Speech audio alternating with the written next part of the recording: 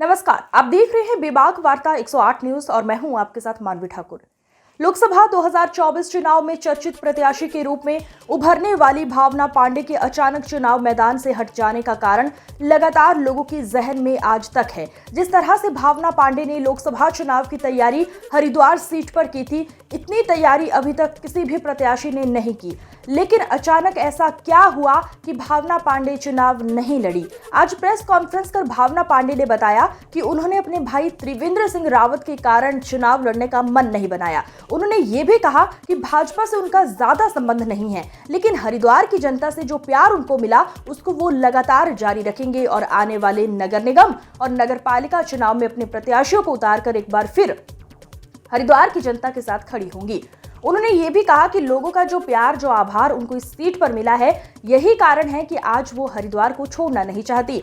भावना पांडे ने कहा कि कुछ लोग चुनाव के नतीजे के आने के बाद झुग्गी झोपड़ी के लोगों को उजाड़ने का काम करने में फिराक में हैं। अगर किसी ने ये काम किया तो उनको भावना पांडे का प्रहार झेलने के लिए तैयार होना पड़ेगा।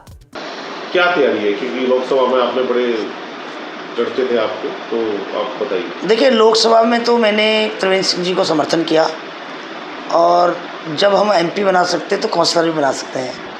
तो मैं बहुत जल्दी ही ये डिक्लेयर करूँगी कि रुड़की नगर निगम, हरिद्वार नगर निगम और ऋषिकेश, जितने भी नगर निगम हरिद्वार लोकसभा में आएंगे सभी को काउंसलर लड़ाया जाएगा और अपनी पार्टी से लड़ाया जाएगा और जिला पंचायत भी लड़ाएंगे, प्रधान भी लड़ाएंगे। और अब यह है कि आज हरिद्वार में मैंने 2 साल मेहनत करी है। ये मैं ज़मीन कहते हैं जिस तरह से जंगल की ज़मीन को उपजाऊ बना रखा है, तो इसी तरह मैंने एक ज़मीन तैयार कर रखी है। इस पे अब हम लोग हर चुनाव लड़ाएंगे और बहुत जल्दी ही मैं मीटिंग करने वाली हूँ। कई सारे काउंसलर मेरे कांटेक्ट में हैं, रुड़की के भी, ऋषिकेश के भी और हरिद्वार के भी, और सबको नगर निगम के चुनाव में पार्टिसिपेट कराया जाएगा। कई सारी ऐसी बस्तियाँ हैं हरिद्वार के अंदर जो कि लोगों के द्वारा कहा जाता है इलीगल है, कई सारी आबादियाँ हैं, उनके बारे में देखिए, जो बस्तियां हैं, इन्होंने कहा था, एक बार होर्डिंग लगाया था कि 2024 के बाद तोड़ी जाएंगी 2021 में। तो अब वो समय आ गया है कि 2024 के बाद ये झुग्गियों को तोड़ेंगे। इसी तरह स्मार्ट सिटी बनाएंगे, हरिद्वार भी और देहरादून भी। मैं कहना चाहती हूँ, झुग्गी झोपड़ी वालों पर हाथ लगाने की जरूरत नहीं है। अगर आपने झुग्गी झोपड़ियों पर हाथ लगाया तो आपकी बिल्डिंगें टूटेंगी। पहले जो अवैध बिल्डिंगें हैं, आपने अवैध झुग्गियाँ बनाई क्यों, बोर्ड बनाया क्यों? हमारी बोर्ड तो वैध है और हमारे घर अवैध क्यों? तो ये मेरा सवाल 2021 से लगातार नेताओं से है। ये नेताओं की गलती है कि भाई झुग्गियाँ आपने बनवाई, आदमी लेबरी कर कर, घर में बर्तन मांज कर, ड्राइविंग करके आदमी अपना घर में पैसा लगा रहा है। आप कैसे तोड़ दोगे उसकी? या तो उसके बदले आप 50 गज भूमि दोगे उनको, 25 गज 50 गज, तो झुग्गियों में हाथ लगा सकते हो, वरना आप झुग्गी नहीं तोड़ सकते। मेरे को इन्होंने जो पिछले साल लगाया था 2022 में, इसमें कि भाई 2024 के बाद झुग्गियाँ टूटेंगी और 100% झुग्गियाँ तोड़ेंगे ये लोग। तो इसलिए मैं कहना चाहती हूँ, नगर निगम के चुनाव से पहले मैं ऐलान करती हूँ कि सारी झुग्गियों वालों को प्लॉट मिलेंगे, सरकार देगी प्लॉट तमाम इनकी इरिगेशन के पास।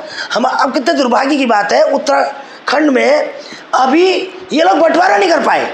हर बार जाते हैं दोनों। आप बताइए, मोदी जी आपके पिताजी, 2 तुम भाई, योगी तुम्हारा बड़ा भाई, धामी तुम्हारा छोटा भाई, क्यों नहीं बंटवारा सही करते? अभी तक उत्तराखंड में अंतरसा गांव की 700 बीघा ज़मीन और 450 बीघा रहमतपुर की ज़मीन और तमाम हरिद्वार के अंदर इरिगेशन ने कब्जा कर रखी है। रुड़की में तमाम ज़मीन है। भाई उत्तराखंड की भूमि है, वो ज़मीन छुड़ाओ आप, क्यों नहीं? मगर नेताओं को फुर्सत होगी तभी तो।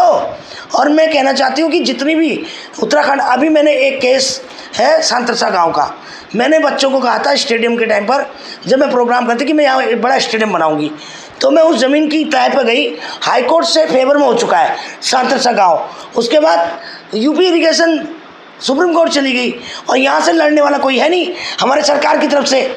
और उसके बाद कोर्ट में डिसाइड हो गया, पता ही नहीं है लोगों को कि भाई सुप्रीम कोर्ट ने अभी आदेश निकलवाने हैं पिछले हफ्ते, उसने ये कह दिया कि भाई भारत सरकार इसको सरकार डिसाइड करे कि ये यूपी की है या उत्तराखंड की।